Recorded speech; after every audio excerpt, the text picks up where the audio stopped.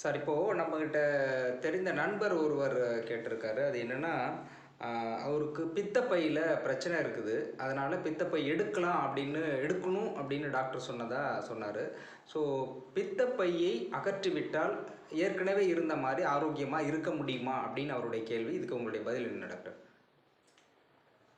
நான் ஏற்கனவே பல வீடியோக்களில் சொல்லியிருக்கேன்.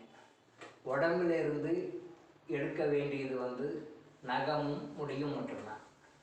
உடம்புல இருந்து ரிமூவ் பண்ண வேண்டியதுக்காக நம்முடைய சாஸ்திரங்கள் அனுமதித்தது நகமும் முடியும் மட்டும்தான். இந்த நகமும் முடியும் கட் பண்ணுறதுக்கு கூட குறிப்பிட்ட நாள்களில் குறிப்பிட்ட நேரங்களில் தான் கட் பண்ணணும். இந்த குறிப்பிட்ட நாட்களில் குறிப்பிட்ட நேரங்களில் தான் முடியை கட் பண்ணணும். இந்த குறிப்பிட்ட நாட்களில் குறிப்பிட்ட நேரங்களில் தான் நகத்தை கட் பண்ணணும் அப்படின்னு இருக்குது. சயின்டிஃபிக்காக அதை ப்ரூவ் பண்ணலாம். உண்மைதான். மூட நம்பிக்கையெல்லாம் கிடையாது. சயின்டிஃபிக்காக ப்ரூவ் பண்ணலாம். அப்போ இது மட்டும்தான் நீக்கப்படக்கூடியது. அதுக்கும் இந்த டெர்ம்ஸ் அண்ட் கண்டிஷன் இருக்கும்போது பித்தப்பை உங்களுக்கு தேவையில்லைன்னா கடவுள் பித்தப்பையை உங்களுக்கு படைச்சே இருக்க மாட்டார். எதுவுமே பார்த்துக்காங்க. கடவுளுடைய படைப்பில் எதுவுமே வீணாக கிடையாது. உங்களுக்கு பித்தப்பை இல்லாமே உங்களால் இருக்க முடியும். பித்தப்பை இல்லாமல் நீங்கள் வாழ முடியும்னா பித்தப்பை ஏன் கடவுள் வைக்கிறார் உங்களுக்கு? அவ்வளோ முட்டாளா வரும். நாம் அவங்களோட ரொம்ப புத்திசாலிங்களா என்ன? கடவுளோட நாம் ரொம்ப அறிவாளிங்க? கடவுள் ரொம்ப முட்டாளா என்ன? எந்த ஒரு உறுப்பையும் எடுக்கக்கூடாது. இதுதான் கான்செப்ட். உடம்புலேருந்து எந்த ஒரு உறுப்பையும் எடுக்கக்கூடாது. அந்த உடம்பை ரிமூவ் பண்ணாமல் பண்ணுறதுக்கு என்ன வழியோ அதான் மருத்துவம். உடம்புல இருந்து எந்த ஒரு உறுப்பையும் ரிமூவ் பண்ணாமல் அதை எப்படி மேனேஜ் பண்ணுறதுன்னு தான் மருத்துவம். அதான் விஷயம். பித்தப்பையில் கல் வந்ததுன்னா அந்த பித்தப்பையில் கல் உருவாகாமல் இருக்கிறதுக்கு என்ன வழின்றது நீங்கள் டே டு டே லைஃப்பில் ஃபாலோ பண்ணணும். ப்ளஸ் வந்த கல்லை ரிமூவ் பண்ணுறதுக்கு ஃபாலோ பண்ணணும்.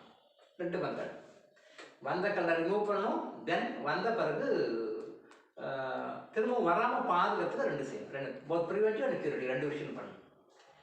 பித்தப்பையில் கல் எடுத்தவங்களுக்கு திரும்பவும் சில வருடங்களில் திரும்பவும் கல் வருது. பித்தப்பை மட்டும் இல்லை, சிறுநீரக கல், மற்ற இடத்துல கல் இருந்தாலும் அதை எடுத்து ரிமூவ் பண்ணாலும் திருப்பி சில பேருக்கு வருது.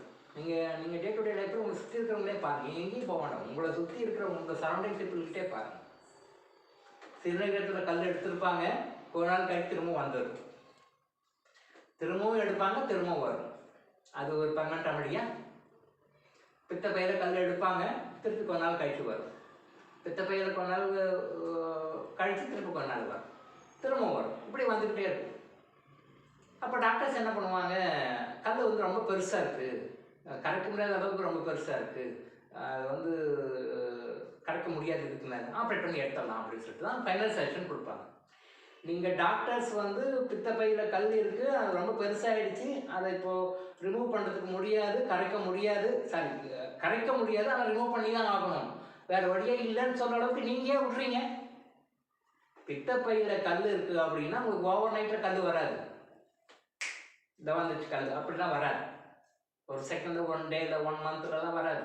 அது பேஸ் பண்ணி குறைஞ்சபட்சம் ஒரு 6 மாதம் 1 வருஷம் முன்னாடியே காட்டும். அந்த சிம்டம்ஸை நீங்கள் கரெக்டாக டாக்டர்கிட்ட காட்டி நீங்கள் கரெக்டாக முறையாக ட்ரீட்மெண்ட் எடுத்தீங்கன்னா கல் வராது, கல் கரைஞ்சி போயிடும். நீங்கள் வளர விட்டுட்டு வேறு வழியே இல்லை, நல்லா முத்துன பிறகு கடைசி ஸ்டேஜில் நீங்கள் டாக்டர்கிட்ட போகும்போது அவர் என்ன பண்ணுவார்? வேறு வழி இல்லை, எடுக்கணும்னா பார்ப்பார். பட் பித்தப்பையில் கற்களை கரைக்க முடியும். மருந்துகள் இருக்கின்றன, அதை சாப்பிட்டுட்டு கரைக்கலாம். நான் திரும்பவும் சொல்கிறேன், மருந்து சாப்பிட்டேன் கல்லை கரைச்சேன் அப்படின்னு மட்டும் பண்ண முடியாது. வாழ்க்கை நடைமுறைகள்லாம் நம்ம நிறைய தப்பு பண்ணிட்டுருக்கோம். we are doing so many kinds of mistakes day to day life.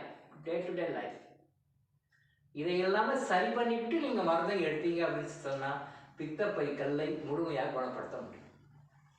2வது, பித்தப்பை கல் எடுத்தவங்களுக்கு என்ன ஆகும்? எடுத்துட்டோம் சார், இப்போ என்ன பண்ணுறது, வேறு வழி இல்லை அப்படின்னா அதை மேனேஜ் பண்ணுறதுக்கு என்னன்னு சில டெக்னிக்ஸ் எல்லாம் ஃபாலோ பண்ணணும். பித்தப்பைன்னா உங்களுடைய ஜீரணமாகின்ற தன்மை குறைஞ்சிடும். நீங்கள் ஜீரணமாகி உங்கள் உடம்புல அப்சார்ப் ஆகுது, அந்த சத்தினுடைய தன்மை குறைஞ்சிடும். பாடியில் ஒரு இம்பேலன்ஸ் இருக்கும். அது எப்பயுமே ஒரு ஸ்டெடியாக ஒரு இதுவாக இருக்க முடியாது. உங்களையும் அறியாமல் தள்ளாடுவீங்க. அந்த தள்ளாட்டம் இருக்கும். நரம்புகளுடைய வீக்னஸ் இருக்கும். இது மாதிரி நிறைய ஒரு 7 சிம்டம்ஸ் இருக்குது, சொல்லிட்டு போகலாம். பித்தப்பை ரிமூவ் பண்ணிட்டதுனால என்னென்ன ப்ராப்ளம் எல்லாம் இருக்கும். பித்தப்பை ரிமூவ் பண்ணவங்ககிட்ட கேட்டாலும் தெரியும். பித்தப்பை ரிமூவ் பண்ணவங்ககிட்ட போயிட்டு நீங்கள் பித்தப்பை ரிமூவ் பண்ணுறதுக்கு முன்னாடி எப்படி இருந்தது, பித்தப்பை ரிமூவ் பண்ண பிறகு எப்படி இருந்தது அப்படின்னா கொஞ்சம் வித்தியாசம் இருக்குது. ஐடென்டிஃபை பண்ணிக்கிறதுக்கு சில பேஷண்ட்ஸ்க்கு தெரியும், சில பேஷண்ட் தெரியாது. சில பேர் ஆமாம் ரிமூவ் பண்ண பிறகு எனக்கு இந்த மாதிரிலாம் ஆயிடுச்சு, நெகட்டிவிட்டி இருக்குன்னு ரியலைஸ் பண்ணிக்குவாங்க. சில பேருக்கு ரியலைஸ் பண்ணவே தெரியாது. அப்போ நீங்கள் செக்ரிகேட் பண்ணி பிடிச்சோம், ஆமாங்க ஆமாங்க கரெக்டு தாங்க, நீங்கள் சொல்லுவது கரெக்டு தாங்க, ஆமாங்க எனக்கு ஆப்ரேஷன் பண்ண பிறகு இப்படி தாங்க இருக்குது அப்படின்னு சொல்லுவாங்க. அப்போது பித்தப்பை ரிமூவ் பண்ணிட்டீங்க அப்படின்னு சொல்லி சொன்னால் நீங்கள் டைஜஷன் பண்ணுறதுக்கு உண்டான விஷயங்களை வந்து இன்னும் கொஞ்சம் கரெக்டாக ஃபாலோ பண்ணும். ஆயில் சார்ந்த கொழுப்பு சார்ந்த உணவுகளை எல்லாம் வந்து அவாய்ட் பண்ணிக்கணும். ரெண்டாக ஹெவி ஃபுட் அவாய்ட் பண்ணணும். இந்த பிரியாணிஸ் இந்த மாதிரி ரொம்ப மசாலா பொருட்கள் இது மாதிரி போட்ட ஐட்டம்லாம் அவாய்ட் பண்ணிக்கணும். இந்த மாதிரி கொழுப்பு நிறைந்த உணவுகளை எல்லாம் சாப்பிட்டோம்னா அப்போ வந்து பித்தப்பையிலேருந்து உங்களுக்கு ஜூஸ் கிடைக்காததுனால அந்த ஜூஸ் கிடைக்காதனால டைஜஷன் ஆகிறது கஷ்டமாக இருக்கும். அப்போ நீங்கள் மீறி சாப்பிட்டீங்கன்னா அன்டைஜஸ்டாக இருக்கும் இல்லையா? அந்த ஜீரணமாகாத உணவு உங்கள் உடம்புல போயிட்டு வெவ்வேறு பிரச்சனைகளை வெவ்வேறு நோய்களை கிரியேட் பண்ணிவிடும். அப்போ நீங்கள் அதுக்கு என்ன பண்ணுவீங்க, அதுக்குண்டான ஸ்பெசிலிட்டி, இதுக்குண்டான ஸ்பெசிலிட்டி, இதுக்குண்டான சிறப்பு மருத்துவம் இப்படி வகை வகையாக போயிட்டு இருக்கு. பட் நோய் வந்து உங்கள் உடம்புல அதிகமாகிட்டு இருக்கும். அதனால் முடிஞ்ச வரைக்கும் உங்கள் மருத்துவர்கிட்ட அணுகி பித்தப்பையை வந்து ஆப்ரேஷன் பண்ணாமல் என்ன பண்ணுறதுக்கு வழி இருக்கா நீங்கள் பார்த்து ட்ரை பண்ணி கண்டிப்பாக பண்ணணும். சில முறையான மூலிகை மருந்துகளையும் சில வாழ்க்கை நடைமுறைகளை சில சேஞ்சஸையும் பண்ணிட்டீங்கன்னா கண்டிப்பாக பித்தப்பைகள் பாதிப்பு இல்லாமல் உங்களால் இருக்க முடியும். இன்றைக்கி பெரும்பாலும் நாம் சாப்பிட்ற சாப்பாட்டில் வர கெமிக்கல்ஸ் இதை வந்து கவர்மெண்ட்டும் ஒரு வகையில் அலோவ் பண்ணுறாங்க. எவ்வளோ கூட வந்து கெமிக்கல் இன்க்ரீடியன்ஸ் உள்ள நம்ம சாப்பாட்டு நம்மளே ஏரியாவுக்கு உள்ளே போதோ அதுவும் ஒன் ஆஃப் த ரீசன் சொல்லலாம் இந்த பித்தப்பைகளுக்கு. ஸோ அதனால் முடிஞ்ச வரைக்கும் டின்டு பேக்கட் ஐட்டம்ஸ்லாம் அவாய்ட் பண்ணுங்கள். கெமிக்கல் கலந்த ஃபுட்ஸ் எல்லாம் அவாய்ட் பண்ணுங்கள். இதெல்லாம் பண்ணும்போது பித்தப்பையினால் வர்ற அந்த கல் பிரச்சனையினால் வர பிரச்சனைகளுக்கு நீங்கள் தவிர்த்து ஆரோக்கியமான வாழ்க்கையை வாழ முடியுங்களா?